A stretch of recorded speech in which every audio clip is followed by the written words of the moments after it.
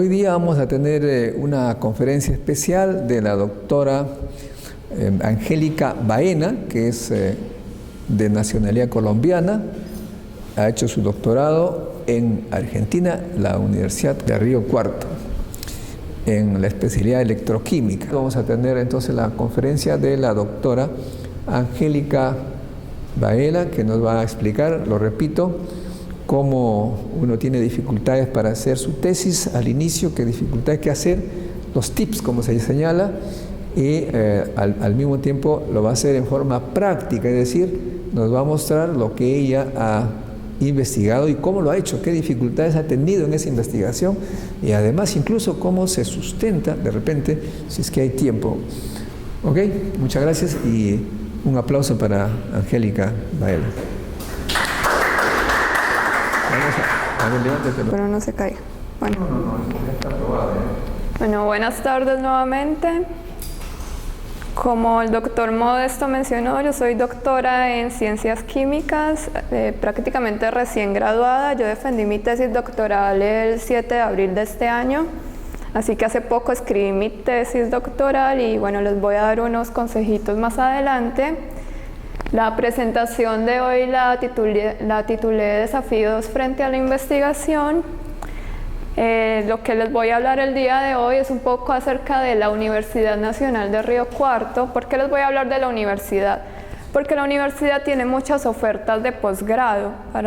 Si de pronto ustedes quieren hacer un doctorado, una maestría, puedan tener una visión más amplia y ver que no solo en el Perú se puede estudiar, hay un campo muy grande a nivel internacional, ya sea en Latinoamérica, en Europa, en otros lugares donde se puede hacer investigación. Les voy a contar una pequeña parte de mi trabajo de tesis doctoral. Les voy a hablar de la síntesis y caracterización de catalizadores de platino rutenio soportados en carbón y su empleo en celdas de combustible. Ahora a lo que nos interesa, les voy a hablar un poco de cómo escribir un plan de tesis, posteriormente cómo se escribe una tesis, ya sea una tesis doctoral, una tesis de grado. Esos consejos también son muy útiles cuando se quiere escribir una publicación científica. Y por último, cómo se puede aplicar a un doctorado en Argentina. Y las preguntas. Bueno, ¿dónde está la Universidad Nacional de Río Cuarto? Me imagino se estarán preguntando. Esto es Argentina. Acá tenemos la provincia de Córdoba y la localidad de Río Cuarto. ¿Sí? Esta es la ciudad de Río Cuarto, donde tenemos, estos son los alrededores de la universidad. La universidad está ubicada en las afueras de la ciudad. Todo es... ¿Por qué no sale? Todo es llano, por eso tienen muy buena carne los argentinos.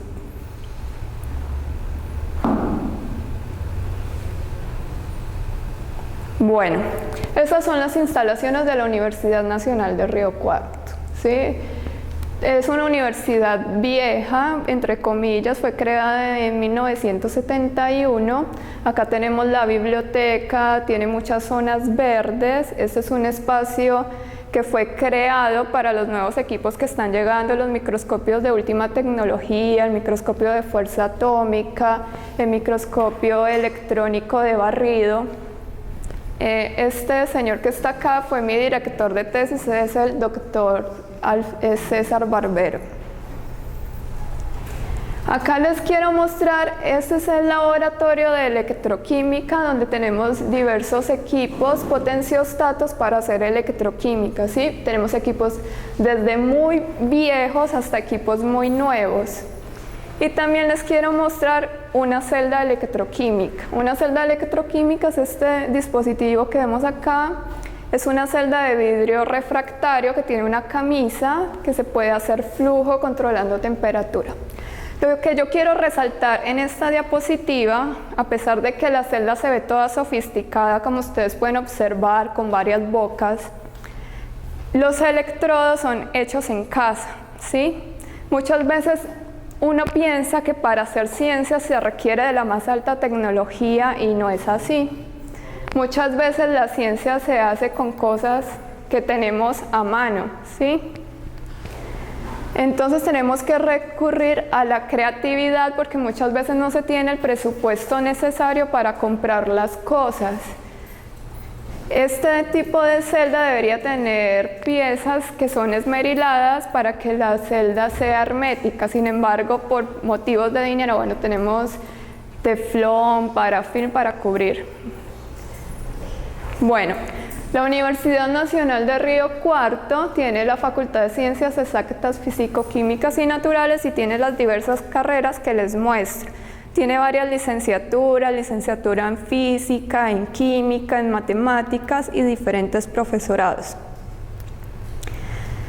Bueno, lo interesante acá para los que quieran seguir una carrera de posgrado es que hay maestría en biotecnología, en matemática aplicada. Hay varios doctorados en ciencias geológicas, en ciencias químicas, en ciencias biológicas. Las convocatorias son permanentes, las inscripciones son entre abril y septiembre todos los años. Para la Facultad de Ingeniería hay maestrías en ciencias de la ingeniería y también hay doctorado. Ahora, el grupo al que yo pertenecía es el grupo de materiales avanzados. Tiene varias modalidades. Está la parte de materiales a base de carbón, donde se sintetizan materiales de carbón meso y microporosos, estructuras jerárquicas, materiales monolíticos y de tamaño a escala micro. Los responsables son el doctor César Alfredo Barbero y el doctor Gabriel Planes. Acá les he puesto los emails por si ustedes en algún momento quieren comunicarse con ellos, si les surge alguna duda, quieren trabajar en algún momento con ellos, pueden comunicarse, ¿sí? Tenemos otra área que es de metales mesoporosos, donde se trabaja con soluciones de líquido cristalino y se obtienen materiales de elevada área superficial de metales de platino, platino rutenio y platino estaño. Estos materiales son para aplicaciones en celdas de combustible. Esto está bajo la dirección del doctor Gabriel Planes. Tenemos un área de nanopartículas metálicas donde se analizan nuevas rutas de síntesis de nanopartículas de oro, platino, plata, níquel, magnetita. Esto está a cargo nuevamente de Gabriel Planes y de Gustavo Morales. Tenemos otra que es de materiales a escala nano de carbón, que son nanotubos de carbón, grafeno, óxido de grafeno y materiales relacionados. Esto está a cargo del doctor Gustavo Morales. Y por último, hay una parte del grupo que se dedica a los polímeros, que sintetizan hidrogeles, polímeros conductores y sistemas multifuncionales. Todos estos sistemas reaccionan a señales externas como pH, temperatura, microondas. Eso está a cargo del doctor César Barbero. Bueno, el área de electrocatálisis a la que yo pertenecía está a cargo también del doctor Gabriel Planes. Es investigador adjunto de CONICET y bueno, yo fui la primera becaria del doctor Gabriel Planes y luego entró Paula Sofía Capelari y Roosevelt Coneo también de Colombia.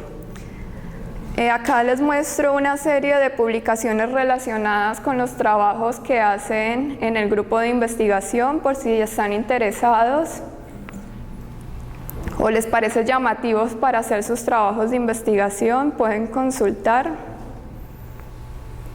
El grupo de investigación tiene convenios con otras universidades donde hacen proyectos de colaboración. Uno de esos es el Centro Atómico Bariloche en Argentina, Centro Atómico Constituyentes que está en Buenos Aires, Argentina, la Universidad de El Salvador, Universidad de La Laguna y la Universidad de Santiago de Compostela. Bueno, estas son las entidades que financian los proyectos de colaboración. Bueno, ahora les quiero hablar un poco de mi tesis.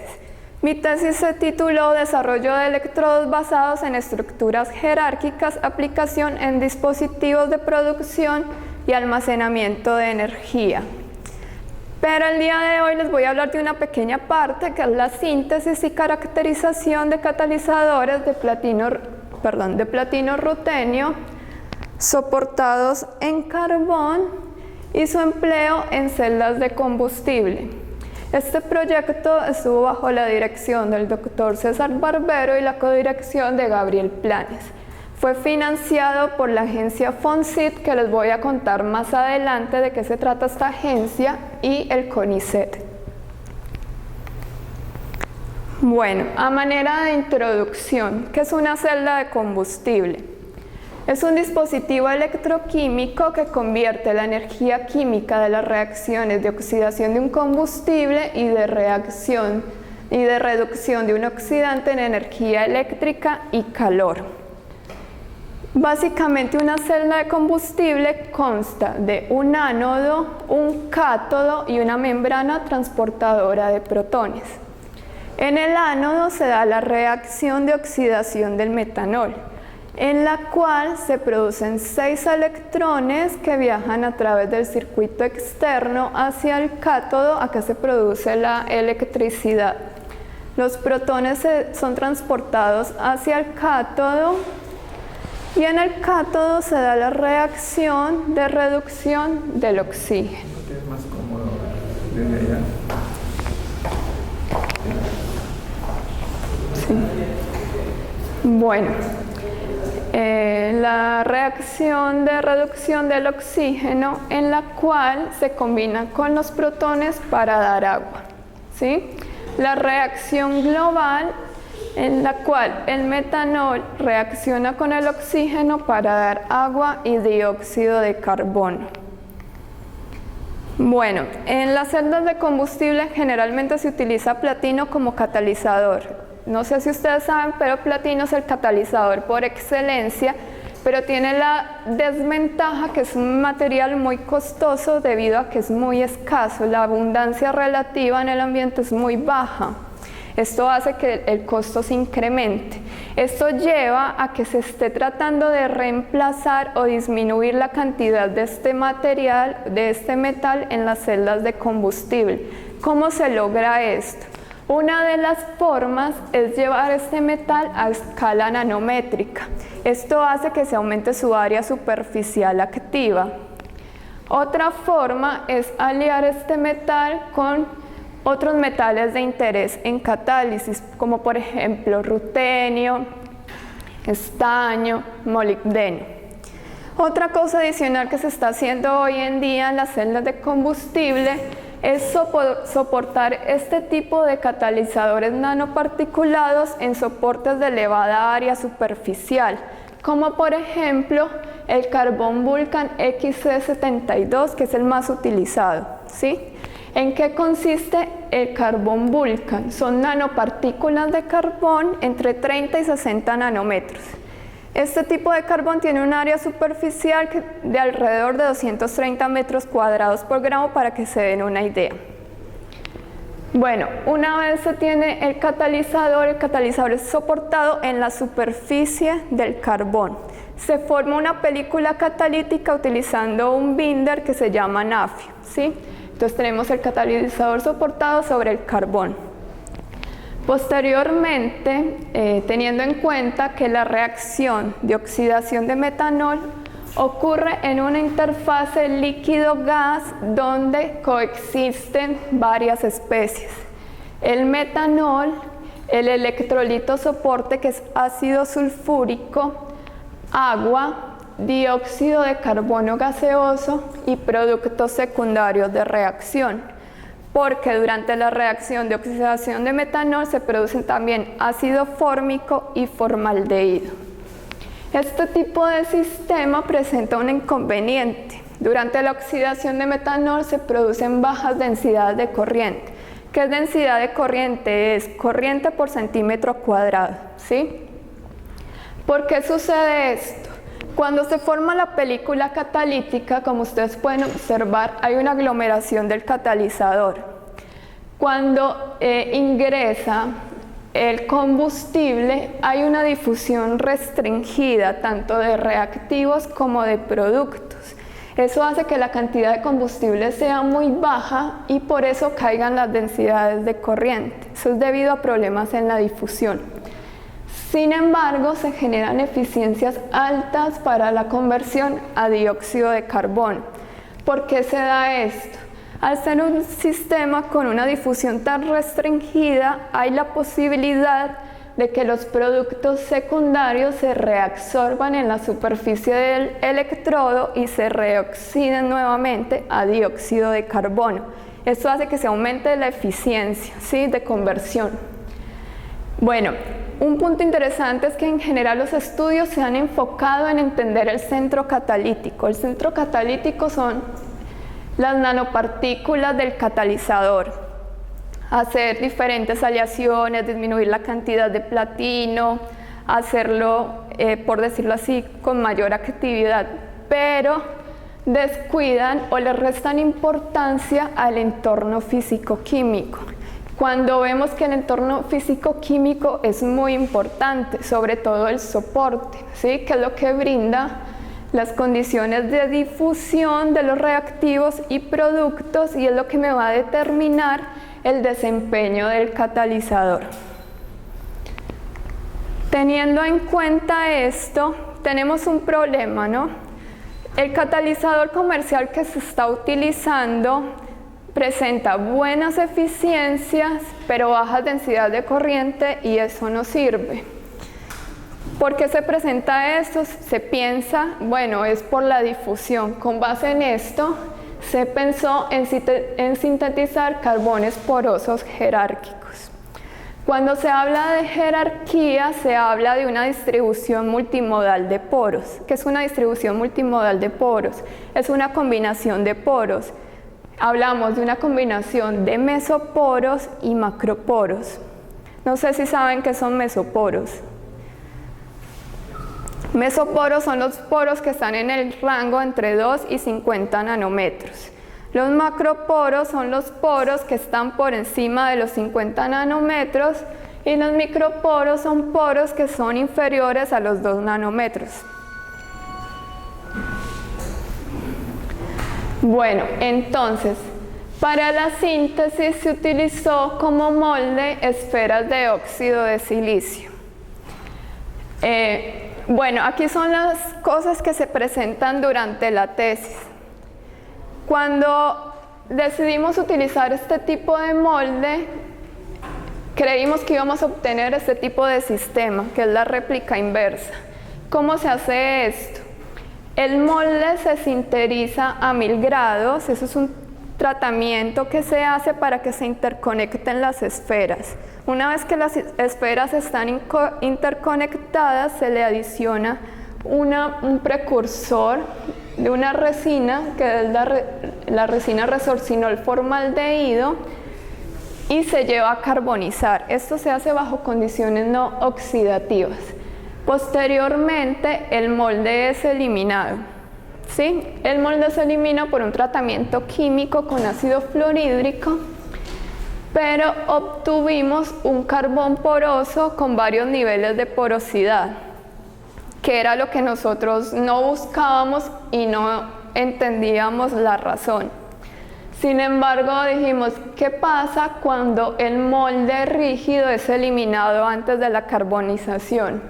Lo que sucede es que se obtiene un material completamente diferente, ¿sí? Se obtiene un material con un solo nivel de porosidad, que es la réplica inversa.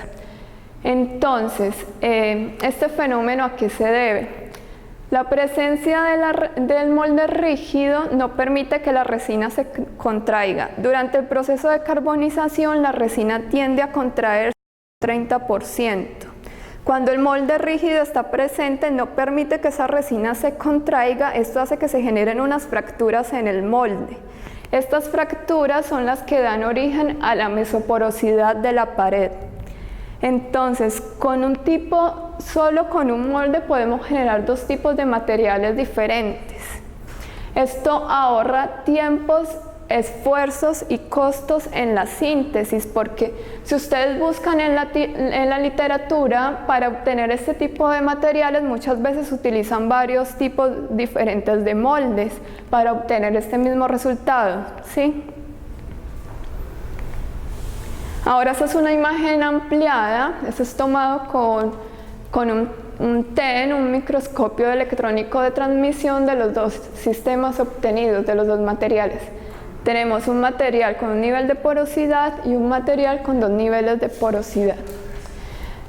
A simple vista tenemos diferencias morfológicas muy grandes, pero estas diferencias también se observan en la caracterización electroquímica.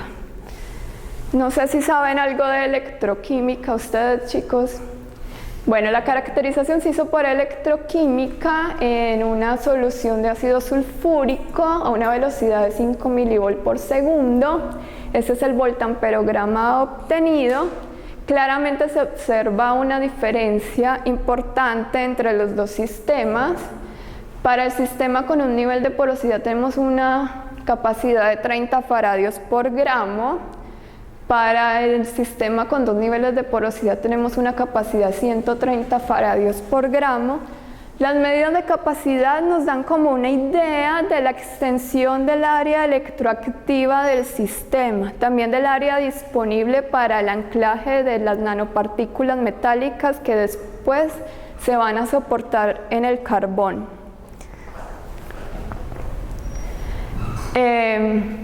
Bueno. Acá les quería mostrar un video esto fue una partícula de carbón que se le hicieron varios cortes con un equipo que se llama FIT-SEM, que es un láser que va haciendo cortes sucesivos de la partícula de carbón y después se hace una reconstrucción, ¿sí? En esta imagen ustedes pueden ver la profundidad de la estructura y da la sensación de tipo esponja del sistema. Esto fue hecho en Alemania. Bueno, entonces les hablé un poco del carbón. Bueno, no se asusten, este punto es hecho a propósito. Este punto es una nanopartícula de carbón Vulcan entre 30 y 60 nanómetros aproximadamente.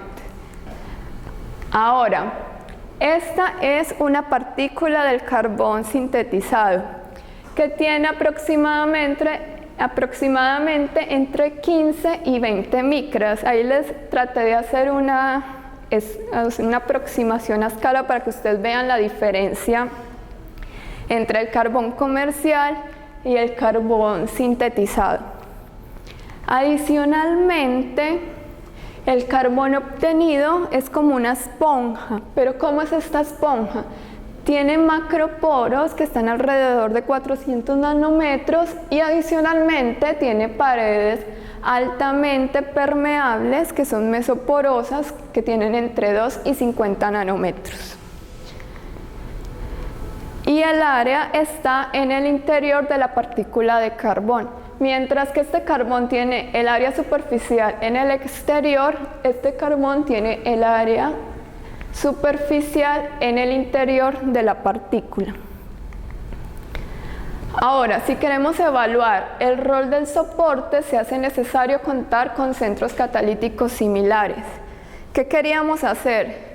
Hacer catalizadores que fueran muy parecidos a los catalizadores comerciales, tamaño de partícula, proporción de platino-rutenio, pero variando el soporte de carbón y mirar si el soporte tiene algún rol en la catálisis.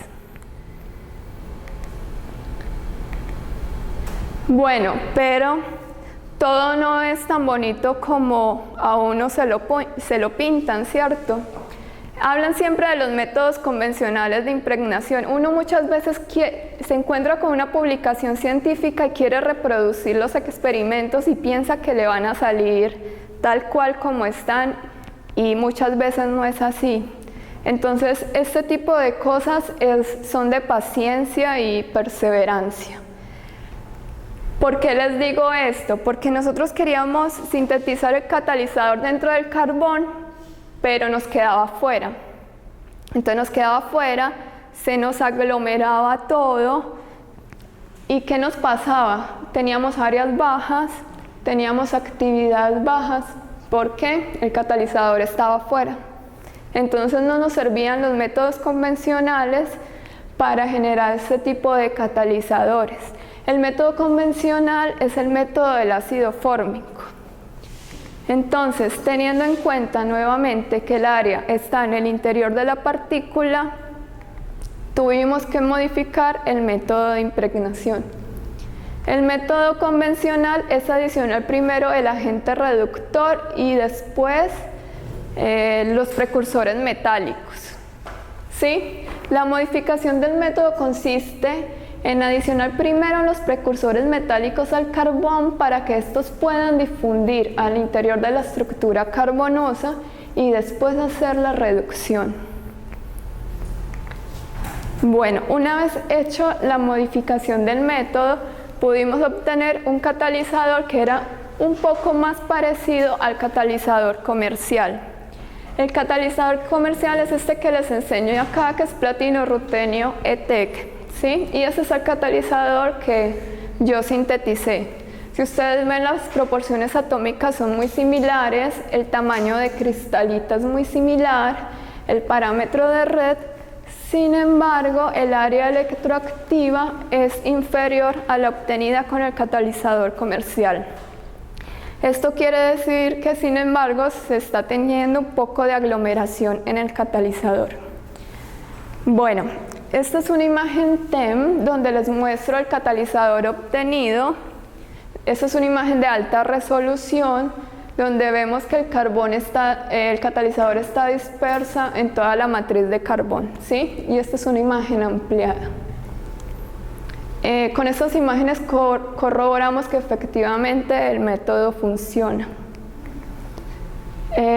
Un poco de la caracterización. Estos estudios se hicieron en España. Una de las cosas lindas que tiene la ciencia es que se pueden hacer proyectos de colaboración con otras instituciones y, por decirlo así, se puede conocer el mundo con la ciencia, ¿sí? Con mi doctorado yo tuve la posibilidad de ir 3 veces a Tenerife. Hice 3 estancias doctorales en la laguna. Y manejé muchos equipos modernos, costosos, y bueno, son esas cosas lindas que deja la investigación. Y bueno, las publicaciones, muy importante. Ahora, bueno, el sistema fue caracterizado por espectrometría de masas diferencial electroquímica. No se asusten mucho con el título, simplemente es un espectrómetro de masas acoplado a un potenciostato. El electrodo de trabajo es un disco de carbón. Este disco tiene una perforación en el centro en el cual se inserta la sonda de masas, ¿sí? Y se pone una membrana de teflón donde después es depositado el catalizador que vamos a estudiar. El contacto se hace con un alambre de oro. El catalizador es depositado sobre la membrana de teflón y el espectrómetro de masa nos permite estudiar las especies volátiles que son originadas de reacciones faradaicas en la superficie del electrodo. ¿Me entienden hasta ahí? Bueno, al final, si quieren, les puedo aclarar un poco más. Bueno, ¿cómo se usa este equipo? Este equipo hay que calibrarlo para cada sistema en particular, porque cada sistema tiene su propia catálisis y cada catálisis es diferente. ¿Cómo se calibra el sistema? Mediante la técnica de stripping de monóxido de carbono. ¿En qué consiste? En absorber una monocapa de monóxido de carbono en la superficie del electrodo, oxidarla mediante electroquímica y se va siguiendo la masa 44 en el masas, ¿sí? Entonces, cuando integramos la corriente faradaica, obtenemos la carga faradaica del dióxido de carbono, ¿sí? La integral de la corriente me da la carga. Cuando integramos la corriente obtenida de la masa carga 44, que es la del dióxido de carbono, obtenemos la carga del dióxido de carbono. Ahora, hay que tener en cuenta que la reacción de oxidación del monóxido de carbono me da dióxido de carbono más 2 electrones con una eficiencia de 1. Por eso está este 2 acá, porque son 2 electrones. Y obtenemos la constante de la celda. Ahora, lo que queremos determinar es la eficiencia del catalizador. Yo les conté al principio que un catalizador era bueno si tenía una buena eficiencia, ¿no? Y altas densidades de corriente. ¿Qué pasaba con el catalizador comercial? Tenía bajas densidades de corriente, pero buena eficiencia para la conversión de metanol a dióxido de carbono. ¿Qué pasa durante la reacción de oxidación de metanol? No solo se produce dióxido de carbono, sino que hay productos secundarios de reacción como ácido fórmico y formaldehído. Estos productos se pueden reabsorber en la superficie del electrodo y oxidarse para dar dióxido de carbono. Esto ocurre en sistemas como el catalizador comercial que les comenté al principio, donde la difusión es restringida, que puede reabsorberse nuevamente. ¿Cómo se calcula la eficiencia? Teniendo en cuenta que la oxidación de metanol produce 6 electrones, entonces utilizamos esta ecuación, ¿sí? Entonces, acá les muestro en este voltamperograma la oxidación electroquímicamente irreversible del metanol sobre el catalizador bajo estudio y la corriente iónica de la masa 44. ¿Qué hacemos? Hacemos lo mismo, integramos la corriente iónica y la corriente faradaica, lo multiplicamos por los 6 electrones, la constante de la celda, y calculamos la eficiencia. Bueno, lo que se pudo observar en esos experimentos es que el catalizador que se sintetizó es mucho más activo que el catalizador comercial. Ustedes pueden ver, tiene una densidad de corriente de 755, el comercial de 93.5, la diferencia es muy grande. La eficiencia de conversión es de 93 versus 41. Y bueno, hicimos análisis de voltamperometría cíclica. Es un proceso dinámico que no se parece en nada a la realidad, porque las celdas de combustible es un proceso estático, ¿sí? Funcionan a un potencial fijo, que es 550 milivolt. Una forma de tratar de imitar esto es por cronamperometría. Una cronamperometría es un salto de potencial, de un potencial donde no le pasa nada al electrodo, a otro donde ocurre la oxidación del combustible y da una respuesta en corriente. ¿Me entienden hasta ahí? Bueno, simplemente para que ustedes puedan observar, les tengo los dos gráficos, el catalizador sintetizado y el catalizador comercial. Como ustedes pueden observar, el catalizador sintetizado es muy superior al catalizador comercial. Vemos la densidad de corriente es aproximadamente 6 veces mayor y la actividad 8 veces. Si ustedes recuerdan, el catalizador que yo sinteticé tenía un área superficial muy inferior al catalizador comercial. Sin embargo, este presenta un mejor desempeño para la catálisis. Estos resultados, ¿qué nos están diciendo? Que efectivamente hay un rol del soporte en la catálisis, ¿sí? Al contar con un soporte con un área superficial tan grande, permite una buena difusión de productos y reactivos que mejora el desempeño del catalizador. Bueno, ya vamos terminando con la parte de química. Para que no se aburran, unas pequeñas conclusiones como para cerrar. Se sintetizaron dos materiales a base de carbón por modificación del orden en que el molde rígido es eliminado. Esto es muy interesante porque, como les conté, causa una disminución de costos y esfuerzos, y podemos obtener materiales con una área superficial muy elevada que permite el anclaje de nanopartículas metálicas. La modificación del método de impregnación del ácido fórmico nos permite disminuir la aglomeración del metal, lo que les comenté al principio, y lograr anclar el metal al interior de la macropartícula. El catalizador sintetizado presenta un mejor desempeño que el catalizador comercial, gracias a un sistema interconectado de poros que permite una buena difusión de productos y reactivos. Estos resultados muestran que existe un efecto del soporte en el desempeño del catalizador. Este trabajo aporta indicios de que el entorno catalítico es tan importante como el centro catalítico. El soportar el catalizador en un sustrato de elevada área superficial con un sistema de poros interconectados mejora las condiciones de transporte de masa.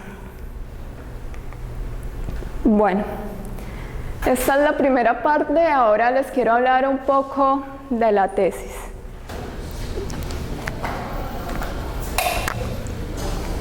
Bueno, continuando con la presentación, en este punto quiero darles unos consejitos que les pueden ser muy útiles tanto para la redacción de la tesis como para la parte de la investigación en el laboratorio. Bueno, cuando llegamos al final de la carrera nos hablan de tesis y nos volvemos locos. O yo me puse así cuando me hablaron tesis. Esta fue mi expresión. ¿Cómo empezamos? Esa es la pregunta que todos nos hacemos. Una forma para empezar es hacernos esas preguntas. ¿Qué hacen en mi universidad y qué me gusta? ¿Sí? Esto es muy importante. Entonces, ¿qué hacemos? Es buscar en los grupos de investigación que están haciendo en el momento, hablar con los profesores, los temas actuales, que nos guíen un poco. Cuando encontramos un tema que nos gusta, que nos llama la atención, el siguiente punto es hacer una búsqueda bibliográfica. ¿Sí? Hay muchas bases de datos que nos sirven para este fin. Las que yo más utilizo, que eran mis caballitos de batalla durante mi tesis, es Scopus, ScienceDirect y Google Académico. ¿Sí? Es muy importante tener un plan de tesis porque esto nos va a guiar durante el desarrollo de nuestra tesis, porque nos brinda las bases. ¿Cómo se escribe un plan de tesis? Un plan de tesis básicamente lleva una introducción, unos objetivos, una metodología, un cronograma y las referencias.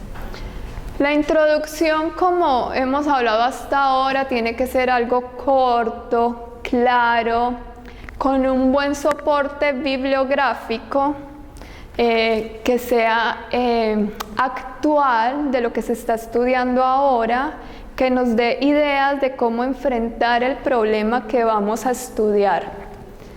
Los objetivos nos dicen cómo vamos a enfrentar ese problema, ¿sí? Tenemos un objetivo general y unos objetivos específicos. Luego tenemos una parte que es de materiales y metodologías, que podemos tener equipos, síntesis, caracterización. Por ejemplo, si recuerdan la charla que les di, síntesis de carbones porosos. Entonces, bueno, nos vamos a la bibliografía, cómo se sintetizan los carbones. Bueno, vamos a sintetizar carbones, vamos a sintetizar catalizadores, cómo se caracterizan, qué equipos se utilizan, todas esas cosas.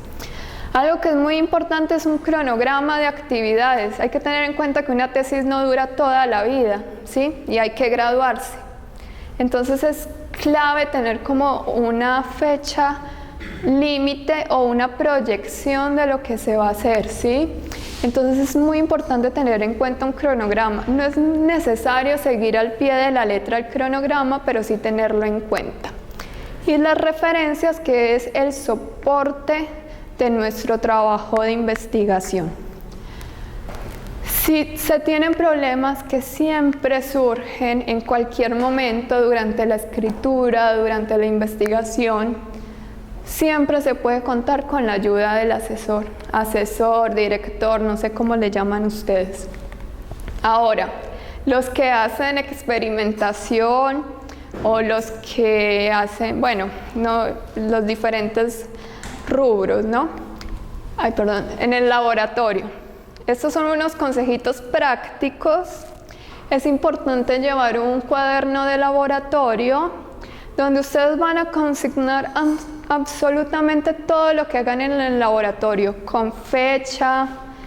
Es muy importante, si ustedes hacen un tachón, hacen algo mal, no importa, déjenlo ahí. ¿Por qué les digo esto? Me contaron una anécdota de un profesor de la universidad que le robaron una patente, ¿sí? Entonces él fue a denunciar la patente y no tenía cómo comprobar que le habían robado la patente. Entonces le dijeron al profesor que trajera su cuaderno de laboratorio. Entonces el profesor llevó su cuaderno de laboratorio y la otra persona que había hecho el plagio llevó el cuaderno. Resulta que la persona que había hecho el plagio tenía un cuaderno impecable, como si hubiese sido así escrito, así todo prolijo, todo ordenado. En cambio, la otra persona tenía tachones, tenía manchas de reactivos, o sea, se notaba que era un cuaderno que había estado en el laboratorio. Eso demostró que efectivamente le habían hecho un plagio al investigador, ¿sí? Por eso es muy importante llevar un cuaderno de laboratorio.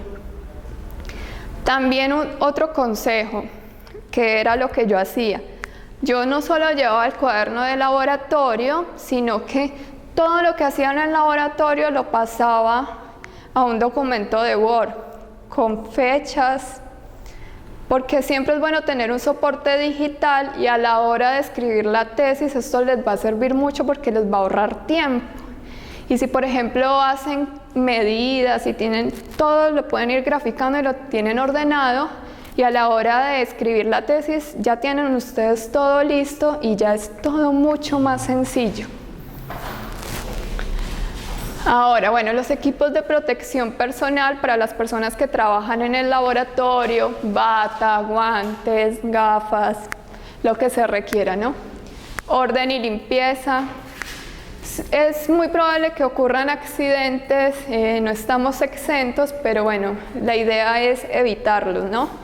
¿Cómo? Con orden y limpieza y los equipos de protección personal y siguiendo las normas de seguridad del laboratorio. Les hablaba del cronograma de actividades, esto es muy importante.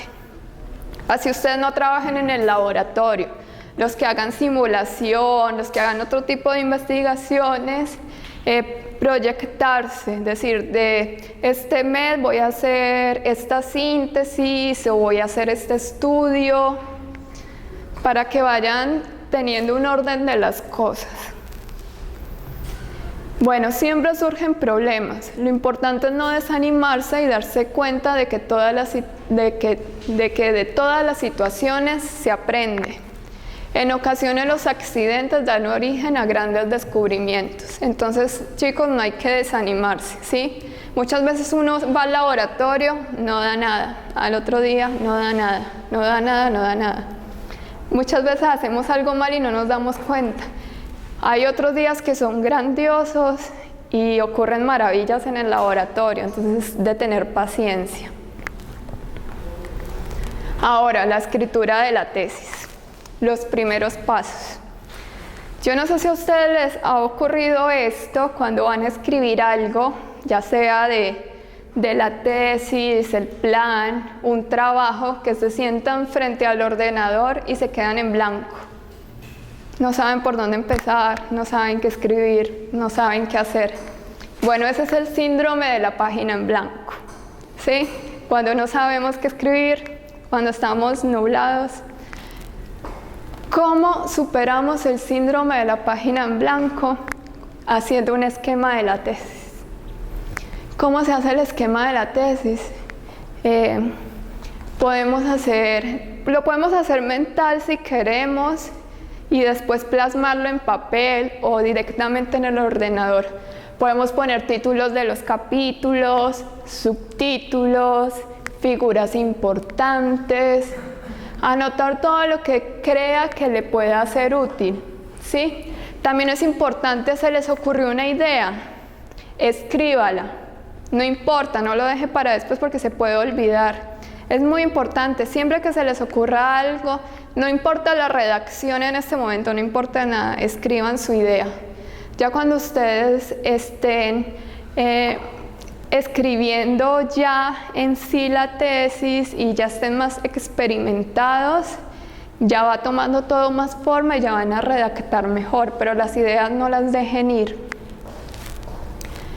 Es muy importante tener archivos. Prepare una serie de archivos que puedan usarse como ladrillos o unidades elementales.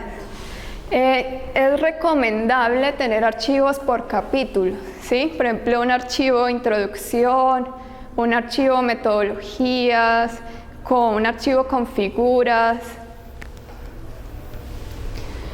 Una vez teniendo el esquema, los archivos, hay que empezar a escribir, empezar por algo, lo que se les ocurra. Lo más difícil, lo más fácil, escribir algo. Lo que siempre uno hace es, o en mi caso, es escribir el capítulo de materiales y métodos. Es el capítulo más aburrido de todos, pero es el más fácil de escribir. Porque sigue un orden cronológico, secuencial, es lo que ustedes saben que hicieron, lo tienen en cuaderno de laboratorio, tienen las referencias, es lo más fácil de escribir, ¿sí? Algo muy, muy importante, hacer varias copias de los archivos. Pendrive, disco duro, computador, CD. Las computadoras se dañan, los virus. Yo tuve un problema porque tenía mi tesis en un disco duro, me entró un virus que me desaparecía todo, me lo colocaba como acceso directo de escritorio. Bueno, tuve un lío horrible y no encontraba mi tesis, por eso les recomiendo copias de todo. También es recomendable de vez en cuando que hagan una impresión de lo que tienen escrito. ¿Por qué? Porque muchas veces uno lee en el ordenador, se cansa o lee y lee como que no ve los errores. No es lo mismo cuando uno lee algo en el ordenador a cuando lee algo que tiene uno en el papel. ¿Sí? Es una situación completamente diferente. Y esto fue una de las cosas que me pasó. Yo revisé la tesis 1.000.000 de veces en el ordenador.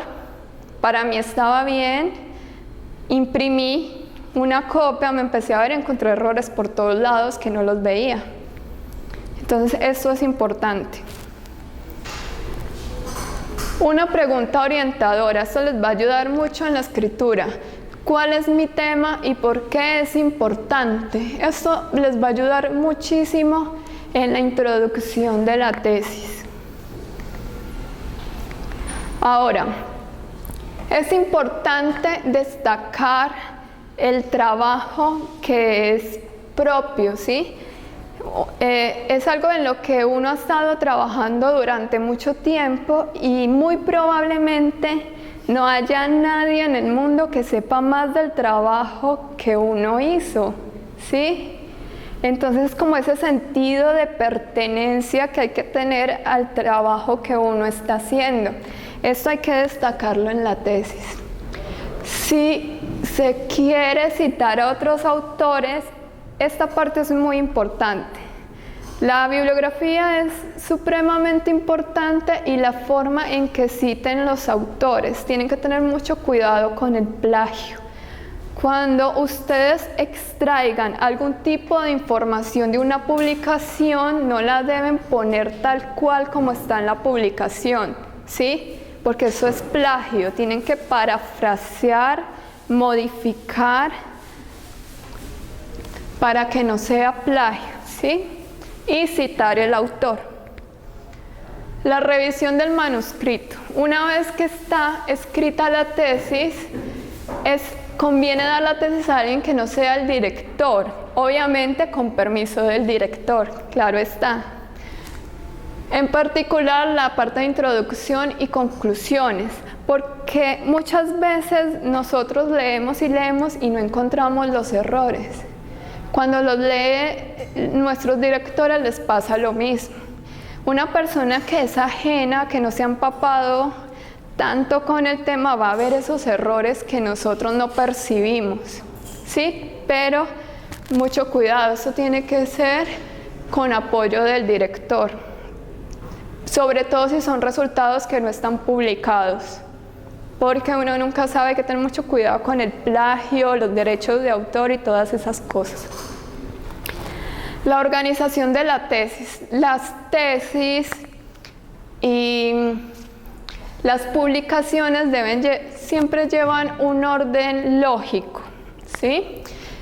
Y más o menos esta disposición, una introducción donde se trata el problema estudiado, cuál es el problema, una hipótesis de trabajo y objetivos, cuál es el problema y cómo se encara ese problema.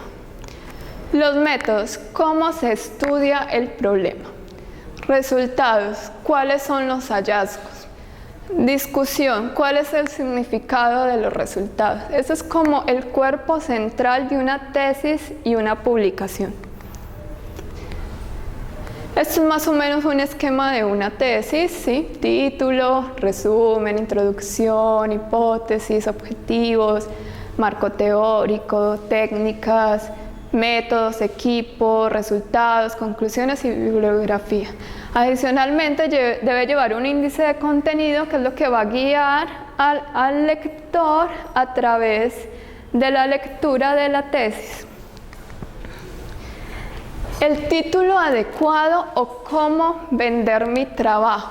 Esa es como la carta de presentación de nuestra tesis. Esto es lo que vende, el título, porque eso es lo que primero se ve. El resumen. El resumen es el sumario de la información del trabajo. Debe ser autocontenido. ¿Qué quiere decir esto? Que una vez que yo lea el resumen, entienda de qué va a tratar la tesis, que no necesite ningún soporte adicional. Una regla de oro conocida, pero pocas veces seguida, es escribir el trabajo antes que el resumen. Muchas veces las personas escriben el resumen y luego la tesis, pero durante la tesis pueden ocurrir muchas cosas, pueden surgir dudas, pueden surgir otras hipótesis, contestarse otras preguntas, darse un enfoque diferente, analizarse de forma diferente los resultados, entonces el resumen va a cambiar. Por eso es importante hacer el resumen al final. La introducción. ¿Qué lleva una buena introducción? Presenta la naturaleza y el alcance del problema investigado. Una revisión de la literatura para orientar al lector, estado de la cuestión. Esta bibliografía debe ser muy actual. Establece el o los métodos de la investigación. Adelantar los principales resultados de la investigación y la conclusión. Como les comentábamos ahora, una introducción no tiene que ser muy larga, sino tiene que ser clara y concisa. Hipótesis de trabajo y objetivos. Esta parte se puede decir que es la más corta de la tesis, se puede llevar una hoja o dos máximo. Expresa de manera explícita cuál es el problema en estudio, presentación de la hipótesis de trabajo y cómo se tratará de resolver dicho problema. Para esto se hacen objetivos, generalmente, valga la redundancia, se hace un objetivo general y luego unos objetivos específicos. Bueno, la discusión. En términos sencillos, el propósito principal de la discusión es mostrar las relaciones de los hechos observados. Se trata de presentar los principios, relaciones y generalizaciones de los resultados que hemos obtenido. Se muestran los resultados y las interpretaciones coinciden o contrastan con los trabajos publicados previamente. Acá es muy importante citar los autores, ¿no? Nuevamente, hay que tener mucho cuidado con el plagio cuando extraigamos información de las publicaciones científicas, cómo redactemos. Discutir las implicancias teóricas de su trabajo, así como las posibles aplicaciones prácticas. Establezca sus conclusiones tan claramente como sea posible. Resuma la evidencia de cada conclusión. Durante la escritura de la tesis no hay que usar un lenguaje complicado. Muchas personas dicen, es una tesis en ciencias, entonces hay que usar un lenguaje complicado. No, la tesis tiene que ser algo claro, que sea fácil de leer, ¿sí? Por último, las conclusiones es el apartado final de la tesis, de toda investigación, y en él se resumen los puntos principales a los que se ha llegado tras el análisis de los datos. Esta sección es una reformulación de lo ya expuesto en los apartados anteriores, en la introducción, en la discusión de resultados, con una proyección o planteo de las perspectivas para continuar la investigación. Bueno, la bibliografía. Por último, les comentaba que hay programas que son unas herramientas muy versátiles para este tipo de cosas, ayudan muchísimo. Yo lo utilicé, EndNote, y no lo he usado mucho, pero me lo han recomendado. ¿Cómo se maneja este programa? Ustedes han visto, si se meten a Google Académico y buscan la referencia, hay una parte donde dice citar referencia, ¿sí? Si ustedes hacen clic ahí, les sale citar referencia como BitTest, como Reference Word, algo así, como EndNote. Entonces ustedes le dan citar como EndNote y él automáticamente guarda la referencia en su base de datos, ¿sí? Entonces después ustedes le hacen clic y aparece automáticamente en el documento de Word. En el formato que ustedes deseen, si van a publicar en una revista, ustedes configuran el programa de acuerdo a lo que ustedes deseen. Si ustedes hacen una modificación en el texto, mueven, no sé, un párrafo al principio o al final, él todo lo cambia automáticamente. Entonces esto es muy útil para este tipo de redacción, ese tipo de programas. Yo recomiendo este no lo he usado. Esas son unas referencias que les pueden ayudar durante la redacción de sus tesis. Humberto Eco, ¿cómo se hace una tesis? Scientific Writing for Graduate Students, How to Write and Publish a Scientific Paper, y hay otro que se llama How to Write a Thesis. Ese lo pueden descargar en internet como PDF.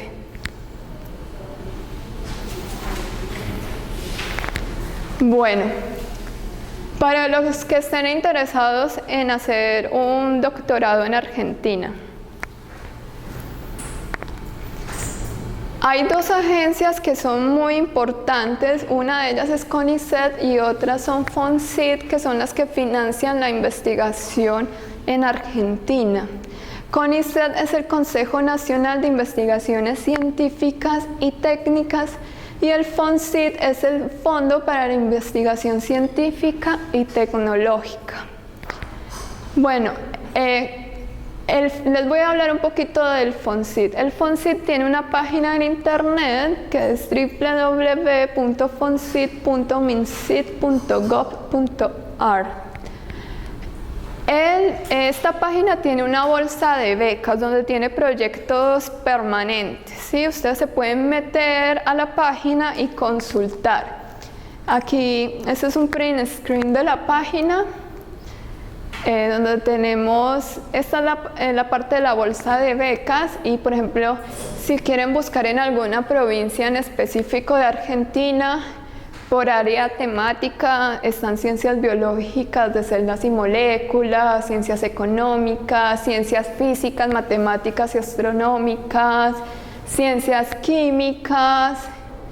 Bueno, hay muchas ramas. Si quieren buscar por apellido de algún investigador, por algún proyecto o por palabras claves. Aquí se publican proyectos ya en específico, ¿sí? Que buscan investigadores para que los ejecuten y otorgan becas para que hagan el doctorado y ejecuten ese proyecto. Sí, estas becas son por 3 años. Luego están las becas de CONICET, estas son por 5 años. Las becas de FONCIT son por 3 años, pero luego para finalizar el doctorado se puede pedir una beca de CONICET por 2 años más y pues ahí se completan los 5 años. Y las becas de CONICET son directamente por 5 años. Estas becas funcionan diferente, ¿sí? Esos no son proyectos que ya están establecidos para que alguien investigue. Con esto, lo que ustedes tienen que hacer es buscar un grupo de investigación, hacer un plan de trabajo y postularse con el director del grupo, con un profesor, ¿sí me hago entender? Es como harían ustedes acá su proyecto, que buscan el profesor, miran qué proyecto van a hacer, más o menos así son las becas de CONICET. Hay becas internas doctorales que son a partir del 20 de mayo al 3 de julio, no sé los que estén por graduarse si están interesados. Becas internas postdoctorales del 20 de mayo al 10 de julio. Estas becas son para empezar en abril del 2016. Hay por temas estratégicos que son para las mismas fechas, 20 de mayo al 3 de julio son las convocatorias. Hay otro tipo de becas que son cofinanciadas con universidades argentinas, gobiernos provinciales y municipales, que son cofinanciadas, que la mitad de la beca la paga una de esas instituciones y la otra mitad la da CONICET, pero son cofinanciadas. Y estas becas, la convocatoria son el 20 de mayo al 3 de julio de 2015, las postdoctorales 20 de mayo al 10 de julio de 2015, para iniciar el 1 de abril de 2016. Bueno, son becas para postulantes provenientes de países latinoamericanos. La convocatoria es del 1 al 10 de septiembre de 2015. No sé muy bien cómo funciona porque pues, no he conocido a nadie que haya postulado, pero pues ustedes se pueden meter a la página de CONICET e investigar un poco o escribir pues, a los mails que hay ahí de contacto, ¿sí? Y también si se contactan con un profesor para hacer doctorado, él les puede brindar información acerca de todo esto. Bueno, ¿preguntas? Muy bien.